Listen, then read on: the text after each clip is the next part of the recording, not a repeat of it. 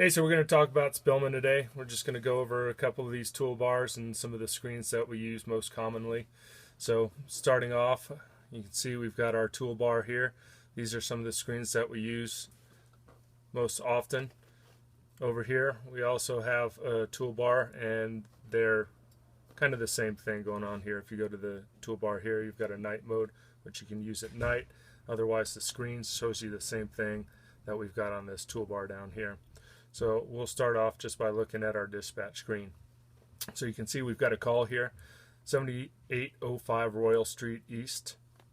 And this shows down here which units have been paged, if they're en route, and what have you. 7 Engine 31 will be out of our area for training. You double click on that, and that's going to give you some information.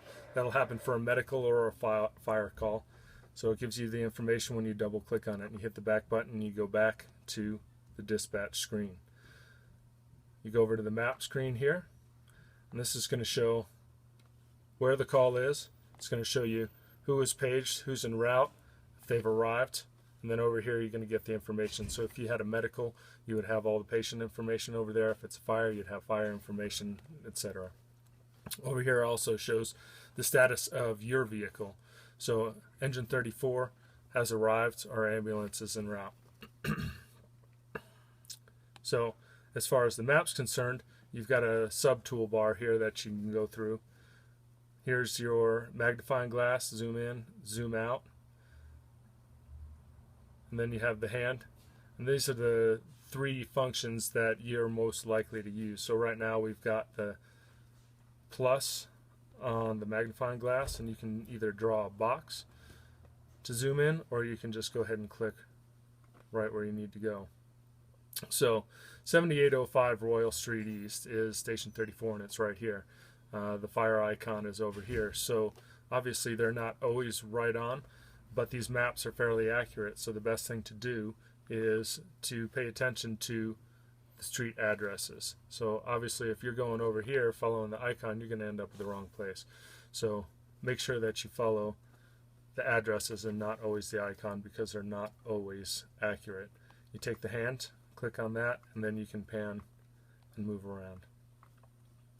And you've got minus magnifying glass, and it's going to zoom you back out again.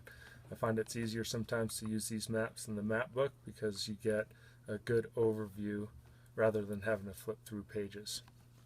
It's good to use the map book though. Be familiar with that just in case this thing takes a crap on you.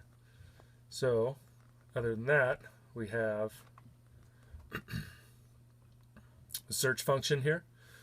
And this is where you can type in a name of an individual if you need to search, and that'll bring up their mugshot and all that fun information. Otherwise, back to the search bar. Screens, we'll go back to CAD, and up here we've got filters.